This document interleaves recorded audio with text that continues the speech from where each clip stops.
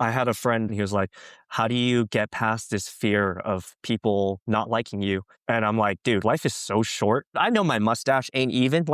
I know my teeth are crooked, and I know I have like a weird smile sometimes. Like I enjoy it. This is me, bro. Like it's really a good part of learning to love yourself and just not caring what people think. This is Big Dink Energy, the pickleball podcast that's half insight, half nonsense, and all entertainment. If you love pickleball, don't take yourself too seriously and think a little trash talk makes the game better, welcome home. This is the place where life and pickleball intersect. We celebrate the chaos, call out the nonsense, and put the fun back in dysfunction. You're either in or you're out. And if you're still listening, you're in. So let's go. Big Dink Energy starts now. I seen her in a smoky room. Smell of wine and cheap perfume. Not here, though. This is the Big Dink Energy podcast. No cheap perfume. Nope. Well, maybe a smell of wine if you come smell our mics.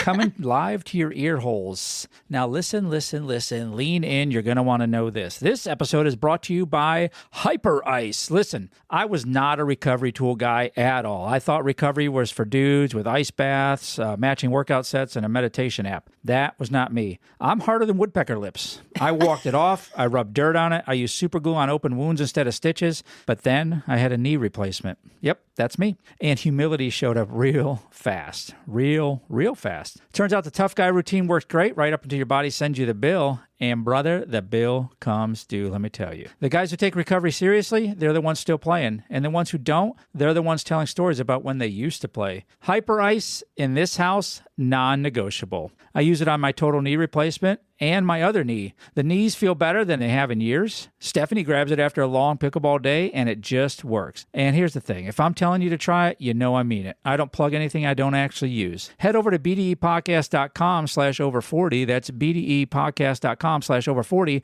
The link's right there. Your knees, your back, and your ego will thank you. I love my Hyper Ice. Me too. I should have it on right now. Then Jeff would yell at us. It would be in the background. So I thought we'd start with something a little bit fun this episode. Let's react to a video that I brought in. Okay. All right. This is from the PPA tour in Asia. They had an opening ceremony that just, well, you gotta watch it to believe it. So, as in everything we do at BDE Podcasts, we know that videos work great on an audio show. So you are going to have to go over to our socials to see this video. We'll link it in there for you. I'm just going to play a little bit of this, and I'll describe to you listeners driving what I'm seeing on screen. So this is a main court. There's some sort of screen down on the court, and they are just playing video. There's people dancing on the court. There's a laser show going on. There's people with laser suits on jumping around. This thing is just freaking amazing. This is the way to do an opening right here. So I'm not going to play the whole thing because that's just weird for people. But so I know you guys have seen it. So a couple things come to mind. Number one, for us, I think if you're playing on a court like this, then you've obviously you've got to have walkout music for yourself. For sure. I think we need to decide what our own walkout music is that we would have on this. And then the other thing I'm thinking is, what the hell, Asia? Or maybe, what the hell, America? How come we don't do this? When I saw it, this is 100% what I want. This is Super Bowl halftime. This could be booty on the court right here. For sure. Over at PickleCon. This gave me like so much. I was so excited to see it. This is full-on production. Yes, full-on production. And it gave me like Jabberwocky vibes. Oh, yeah. And just hip-hop and... This is Tron on the court. I loved it. And I think it elevates the sport. And I know people are going to say, are we losing the backyard pickleball? I don't think so. At this level, I'm not asking to do this at open play. I'm not asking for the fanfare at open play. I am. But I am saying this is, if you want to be elevated to the football, the baseball, those type of things, you're going to have to bring it. Pickleball. If we want to be Olympic level, this is Olympic level right here. This is bringing pickleball to another level. Why Vietnam? Why do you have to flex on us so hard? That's true. Well, maybe there was something back in the day, the 60s, 70s, that caused you to flex on us this hard. I don't know. Maybe. There's something. Go look it up in the history books. I vaguely remember something. All I know is that they brought it and they ate. Yeah, it's really cool. Yeah. Okay, so obviously, let's send it around the room. What's your walkout music? Do you have a song like you would pick? Like, and so Stratton, my son, and I were talking about this the other day. Walkout music. What's the toughest and stuff like that. I already have one picked, but I'm going to let you all go first. Okay. And I have not suited for work songs. Not safe for work. So if you're at work, turn this down. Put your earbuds in. No, I'm just saying I have some songs I would do, and then some like that you really can't do, and then I would have a song that I would be okay to use. And I did it with Sean Paul Pickleball because we had this whole whole thing. If you're a mom and you're Kia Sedona dropping your kids off at school right now, turn the radio down and just come back to this part. I'm not going to play it. Oh, okay. Pretty much any Eazy-E song I would use. Okay. But I mean, you're at a tournament, no one's playing, He was with, was he with NWA also? Yes. Oh, what is that? We'll just leave the acronym. Oh, okay. It's not safe for work. It's not safe for anywhere. But I love Eazy-E. I grew up on it, or any Too Short. Like I would just use all of it because it just hits so hard, and I just love it. Like this is why our kids are superior to other kids. I'm sure Paddle Princess's song is nowhere near.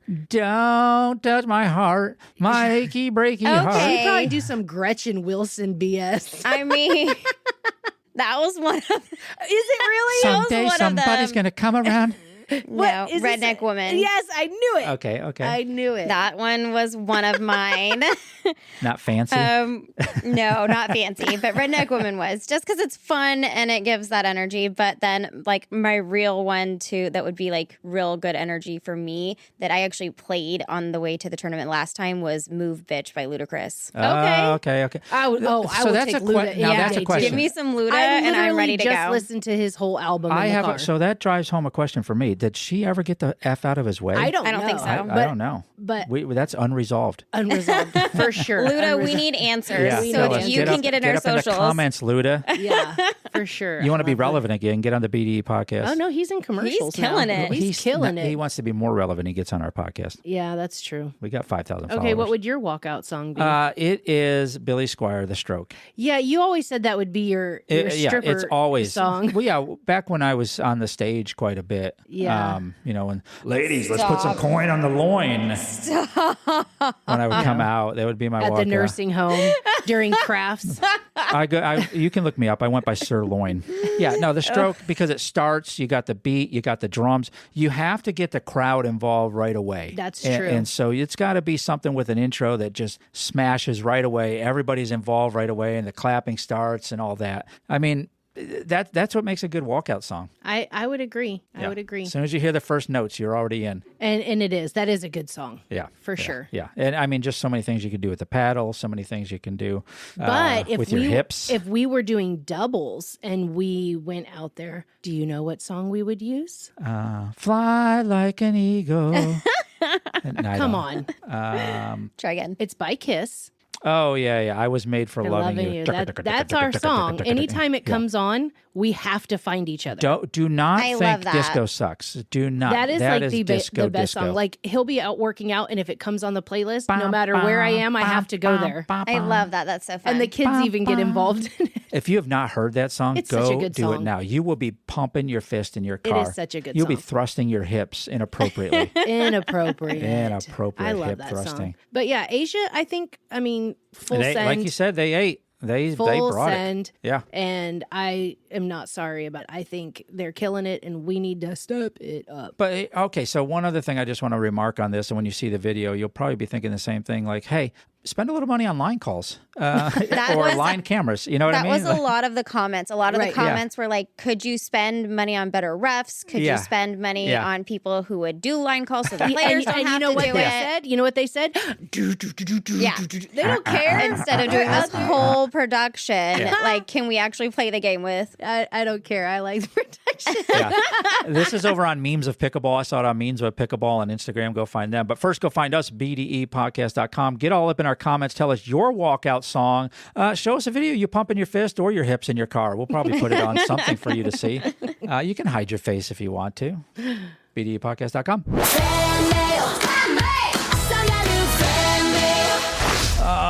Let me dig all the way down into the BDE podcast mailbag here. Good thing it's a short mailbag. Listen, you can send us your tips, your fan mail, your comments, all of it. Leave us a review too. It definitely helps a podcast grow, and it helps us bring you more interviews and more of the things you like, which obviously is me. And we always read this stuff. So when you send it in, please, please, please just know it's going to be read on air in any sort of tone that I want to give it. But this one is from my friend, my personal friend, Shannon, my brother from another mother, as we say. He says this: I've been laughing all day listening to the podcast, and please, Guy, I hope you do something on cigars in there as well. I'll tell you what, Shannon, I probably am going to talk about cigars at some point. We need to get a cigar sponsor. We do. Yeah. It worked out for Bill Clinton. Mm-hmm. It did. BDEpodcast.com, BDEpodcast.com. Go find all our socials and tell us what you think and what you want us to say on air. Just the tip, quick pickleball wisdom in and out before you know it. All right, this one is from Noisy Pickleball, at Noisy Pickleball on all the socials, so go follow him. He says, when you go for a flick, make sure you stick your butt out and exaggerate it at the same time you're actually leaning forward. I like that. Okay. And Noisy Pickleball has a nice butt, so... He does. Go find his So go find his butt on Instagram. That's right. DM us, check our stories out, or go to bdepodcast.com and send us a text with your tip. Just the tip. It's time for Pickle Pals. You know, our guest this episode knows exactly what it takes to go from zero to hero in pickleball because he did it himself in just 3 years. We're going to talk about that. Randy Nguyen is 5.0 player and coach at Premier Pickleball Club in Utah, and his coaching philosophy is simple: focus on strengths, not weaknesses, and make it personal. From Lehigh, Utah, we're talking with Pickleball Randy here, the guy who cracked the code. Randy, thanks for being with us on the Big Dink Energy Podcast. Woo! I'm stoked to be here. Yeah, man.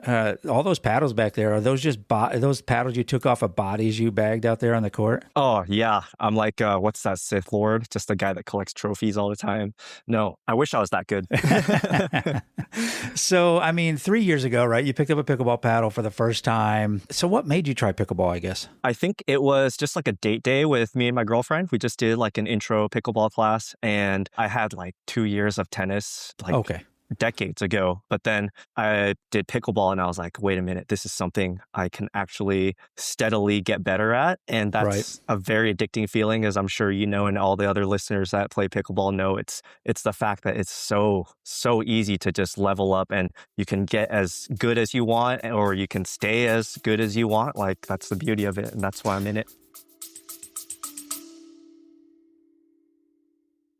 Real quick, Buoy electrolyte drops. They're unflavored, no sugar, no chalky taste. You just squeeze it into whatever you are already drinking and you're done. Water, coffee, whatever. I literally put it in everything. If you're playing pickleball in the heat or just trying to stay hydrated like an actual adult should, you need Buoy drops. Find the link at bdepodcast.com/over40.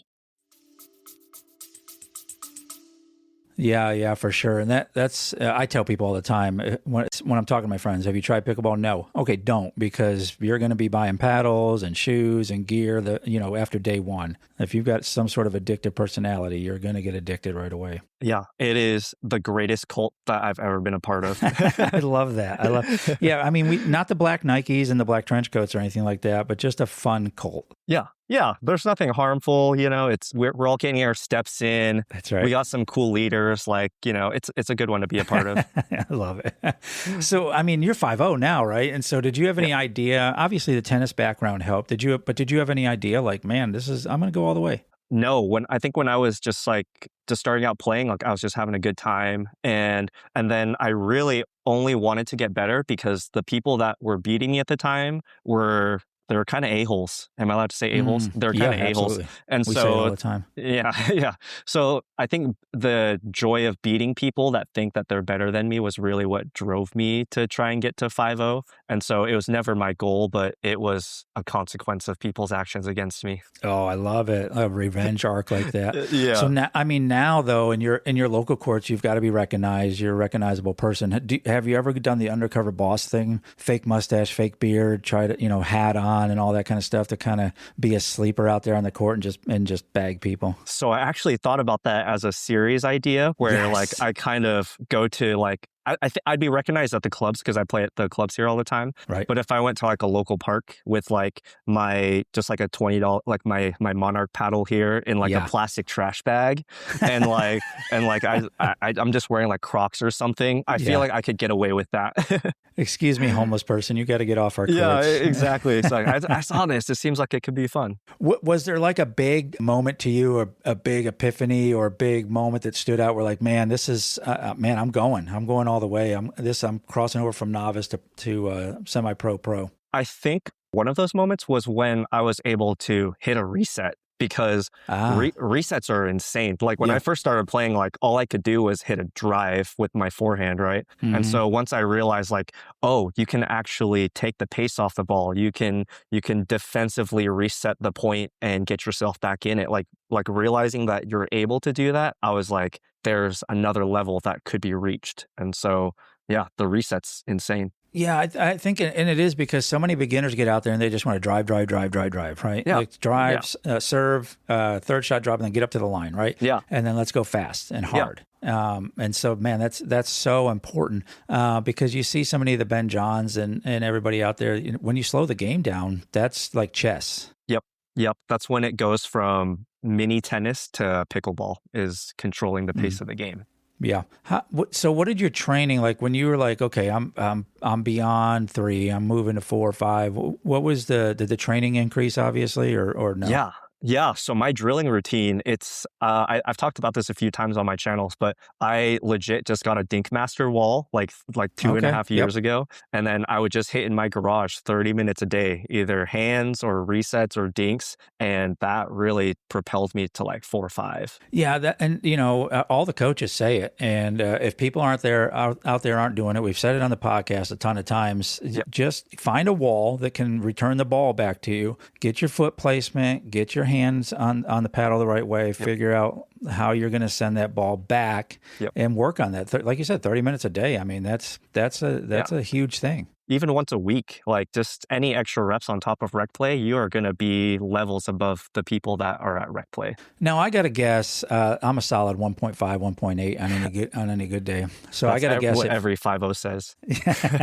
So, but the mental game, right? It changes dramatically. So, I mean, the technique's there. You got the technique, you got ball placement, the resets, all that. But the mental game has got to change at the 5-0 level, probably from that 3-5 and on, right? 100%. Yeah. When I first started playing pickleball, I was the biggest crash out of all time. One simple mistake, either if it was my partner or my fault, I would just mentally fall off a cliff, and I was just a totally unpleasant, different person. And so, once I started hitting that 4-0 wall, I was I need to figure out how to rein these emotions in. Right. Otherwise, I can't hang with the people that are just calmly picking me apart. And so...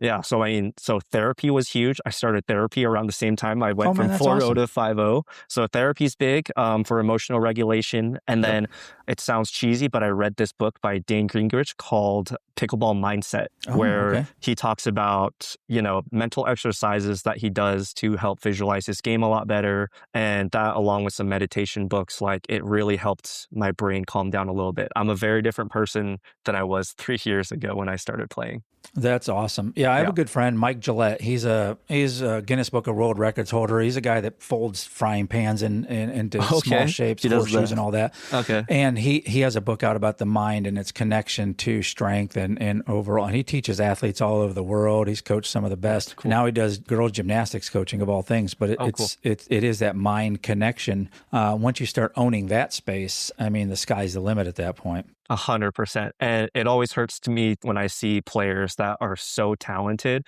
but their mental game is like not even close to the level of their physical talent. And so, yeah, I think if there's a tip I can give anybody, it's just do some meditation, like figure out how to do it and get your mind calm. Yeah, and that's, because pickleball, I've always said, and we've had some guests on too, that it is a huge help for the people with mental health, anxieties, or anything like that. Where especially like soldiers, law enforcement, first responders, to get out and connect to a community like that, huge dopamine, huge, all the good fun chemicals.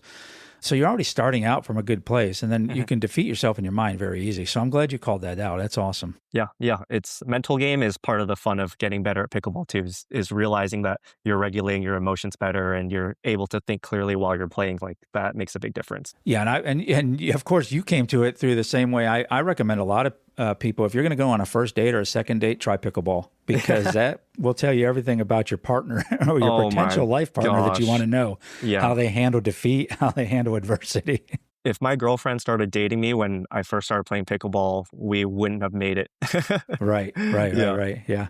And it works for marriage too. Like we've been married 23, 24 years. So body bagging my wife from behind while we're on the same team. I mean, chef's kiss. From behind is the best. That's the best way. Yeah. Oh, totally my fault, honey. Totally.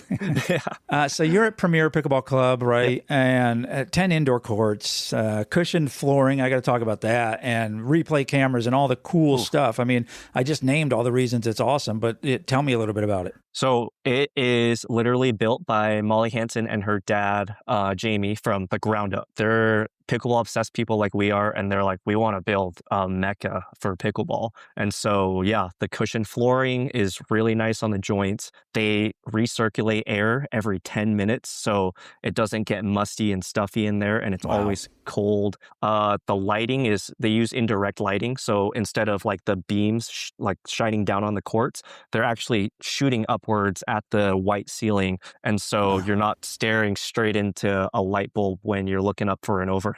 And so smart. And then they don't do any metal fencing. Any metal fencing that they have, it's covered by felt or it's some kind of cloth, so you can hear your conversation on the court, which is really cool too.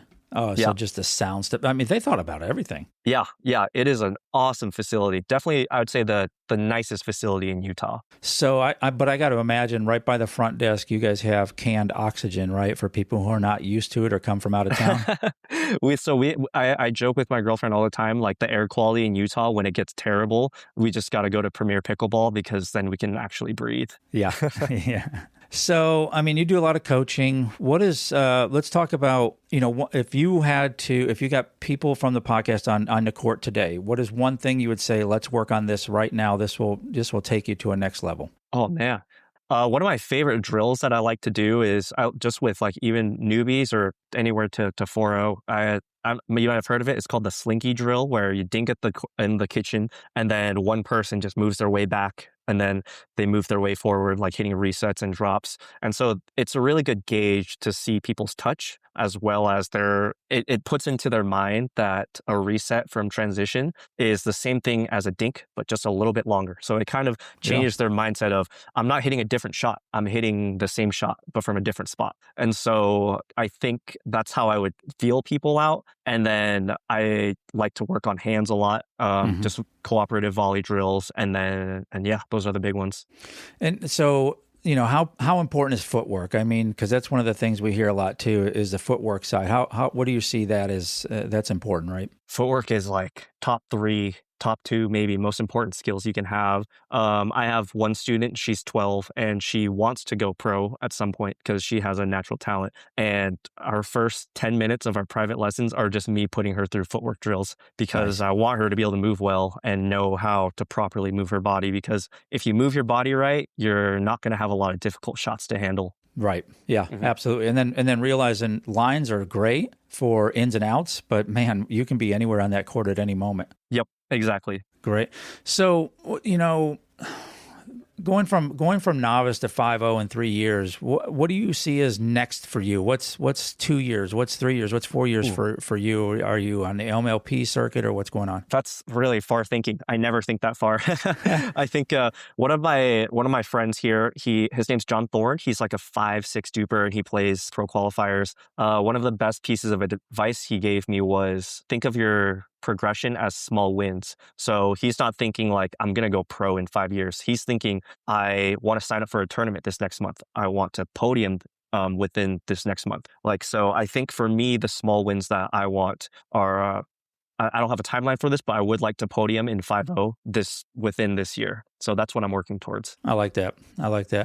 And so the overall pickleball scene in Salt Lake is it awesome? Is it hit or miss, or what's your take on that? It is insane, brother. Have you been to Utah before? I've been to Utah, yeah. Not for pickleball. Okay. So yeah, so there's the Mormon religion and then there's the pickleball religion on the side.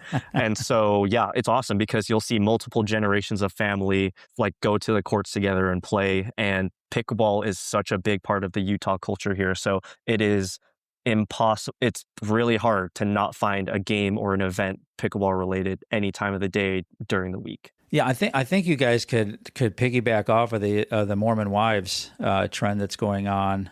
But I gotta guess when the Mormons show up, it's hard to pick which wife is going to go on the court and play with you. I would guess, right? I think they did away with that, unfortunately. But yeah, I think they did away with that a while ago. I've got one wife. It's more than enough for me. I can't imagine having multiples. Yeah, one's good. One's awesome. Yeah. So Instagram, man, you're big on Instagram. I love your content out there. Give shout outs to everything everybody needs to go to let them know where to find you and connect with you. Yeah, you can find me on TikTok and Instagram and YouTube as Randy Pickleball. I am not a content creator. I think I enjoy creating content, but like I don't think I'm very good at it. I'm not very organized because I have an idea and I'll film it and then I'll post it. But like I just learned this year there's people that do like social media schedules where like they'll schedule out when they post things. I'm like, guys, this is incredible. I wish I had that level of organization, but I just enjoy creating content. Yeah, and you can tell it really comes through. And you're exactly right. Early on, I had a bunch of stuff go viral, and then it became a job. And I'm like, I already got a couple jobs. I don't need I don't need a TikTok job. You know what I mean? Yeah. So I just kind of stepped away from it all because, again, it was getting to be too much. But when people are genuine, like your stuff is, it really comes through the screen. People don't want to see polished. They don't want to see perfect. They want to see someone who has kind of the same struggles they are, or is at a level that they are trying to get to, and that all comes through on your stuff. Thank you. That means a lot. I always try and be authentic. For just a small tip that I have for people that like want to create content, like they're talking to the camera, is just imagine like you're telling whatever you want to tell to like your wife or your girlfriend or your best friend. Mm-hmm. And that way it doesn't come off like as scripted. Yeah, that and the other thing, just send it. You know what I mean? Yeah, people worry too much about their looks or how they're going to be perceived and all that. Man, the social media sphere is for everybody. Yeah. It's not for everybody, but it's for most people. Yeah. So just send it, hit record, say what you got to say, do your thing, man, and get out there and just send it. Yep. I had a friend, he just started creating pickleball content this year, and he reached out and he was like, how do you get past this fear of people not liking you? And I'm like, dude, and my only thing was like, dude, life is so short. Like, I don't have time to care about what people think about me. Like, I know what I want to put out to the world, and I'm not going to let some random person 3 or 4 people, who I don't even know, their opinions, care about me. And it's like, it really is freeing once you're able to put yourself out onto the internet and not care. Because like, dude, I know my mustache ain't even like I know my teeth are crooked, and I know I have like a weird smile sometimes. Like I enjoy it. This is me, bro. Like, that's right. You have to learn to, it's really a good part of learning to love yourself and just not caring what people think. Yeah, and it goes back to that therapy. You're absolutely right. Love yourself. Get out there and do some pickleball. And if you're in Utah, go find Pickleball Randy. Man, brother, I appreciate you coming on and doing this. Love your content. Everybody else on the Big Dink Energy side of things, please go find Randy out there, Pickleball Randy, out on all the socials. Hey, thanks for being on, brother. I appreciate it. Thank you so much for having me. This was a great time. It's time for Pick 6. It is. Pick Six is where we take one question. We each bring two answers and immediately regret agreeing to the segment, mostly like I do the whole podcast. But today's Pick Six is this. Things you can say about peptides. That's something for us. Things you can say about peptides, but not your wife. Go ahead. All right. So I'm going to go with my friends keep asking what I'm using. Okay. What you got, Paddle Princess? Oh, pee-pee. I need to rotate my injection sites. I inject it right in the stomach. It works better when I stay consistent with it. Yes, it does. It burns a little, but the results are worth it. That's the GHKCU. It does burn a little bit. Yeah. My buddy gave me some of his, and I've never gone back. Tell us what you think. Oh my gosh. What are some of the things you can say about peptides? If you're not using peptides, go to bdepodcast.com/over40. We got some stuff over there for you to read, and there's a quiz over there and all the cool things to learn about those. But things you can say about peptides, but not your wife. I love it. News you can use. Use it or lose it, I say. What you got on the news you can use? All right, this one made me stop for a second, so just listen. Okay. Apparently, Gen Z is now carrying what they're calling anxiety bags. Jesus basically, little H. kits, they're basically little kits with snacks and supplements and comfort items, things to help them regulate stress during the day. And experts are actually saying it's a smart move. Instead of waiting until you're overwhelmed, you're managing in real time. But this raises the question. How weak are they? Is this genius, or did we grow up in a generation where you were supposed to ignore your stress and just power through it? What is going on? What are we thinking of these anxiety bags? Listen, Gen X is the toughest generation. I came home from school, let myself in, cooked my own meals. Oh, it Lord. was dark before my parents came home. I had to fend off bears and burglars and beats. Battlestar Galactica. No, these are people that are wrapped in bubble wrap nowadays. This is too much. So are you thinking it's too much, or is it that we just normalized being stressed? What is stress? That's what I think. I mean, I'm just playing devil's advocate. I think it's a little combination of both. I think that we do very much so normalize being stressed out. That's life, honey. Get over it. Right. You know? That's right. We normalize that. That's what we say. We're like, yeah, it's not that big of a deal. Figure it out. You know, we grew up in a generation where you didn't have things like that. Right, is what I guess. Yes, it's right. Why are we making such weak people? But then I think about it in like these anxiety bags.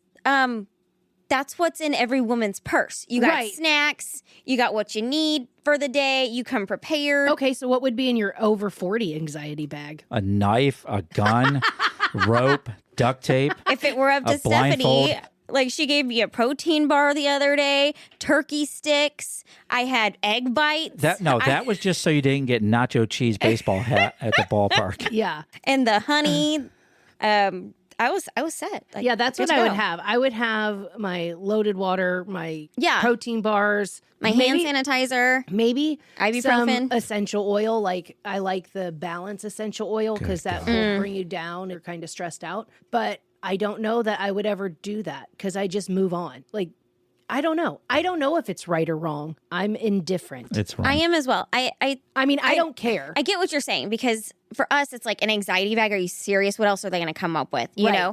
But my first thought when you were talking was, okay, that's a diaper bag. See, that's what I'm saying. I think they're just labeling. It's like, this has always been around. Don't take our stuff and call it your stuff. It's just like, oh, well, now we have these anxiety bags. No, everything that you listed is in my purse. Right. And has been for my entire life. And I kind of feel like that with like the whole fidget toy thing that came around. I'm like, we used to just click our pencils. Mm-hmm. Like, do you have to, when your anxiety bag, when you open it, do you have to go to your safe space to do that? You might have to. Your quiet corner? Yeah.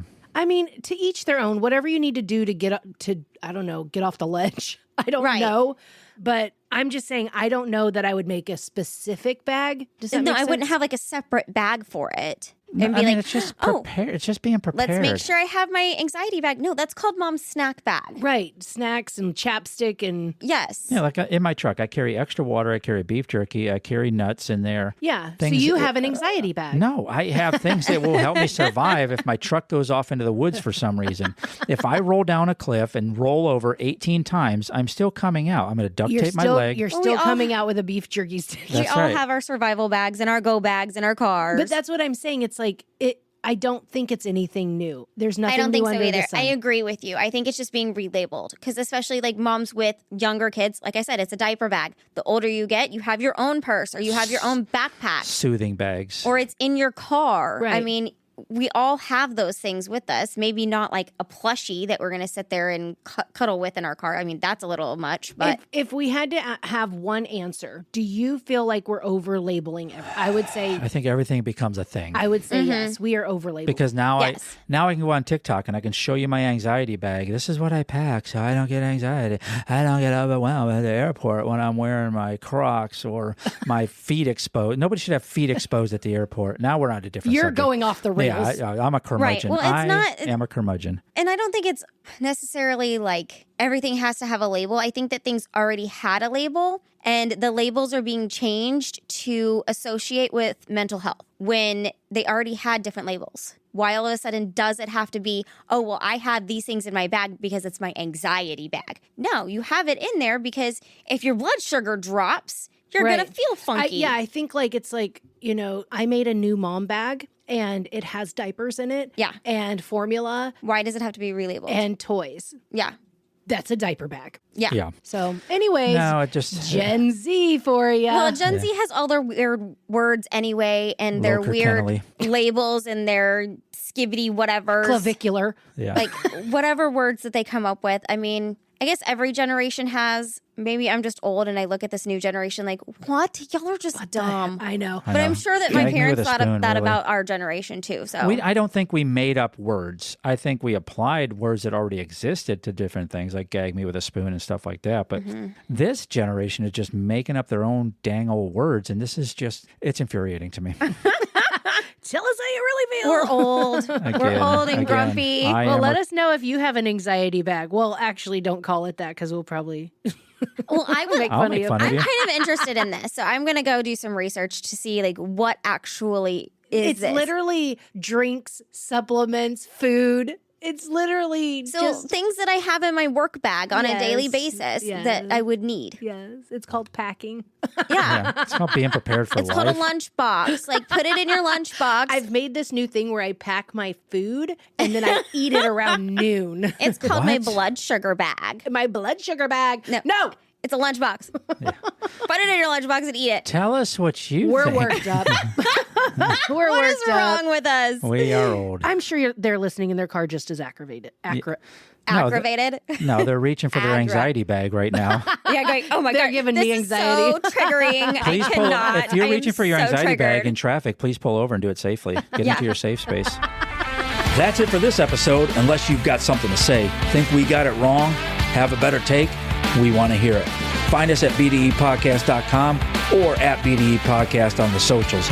Drop us a message. We might just feature you in the next episode. If you had a good time, well, samesies. If not, maybe try again. We grow on people. So you know the deal. Follow the show, tell a friend, and leave us a review. Or just pretend this never happened. Until next time, keep the dink soft and the energy big.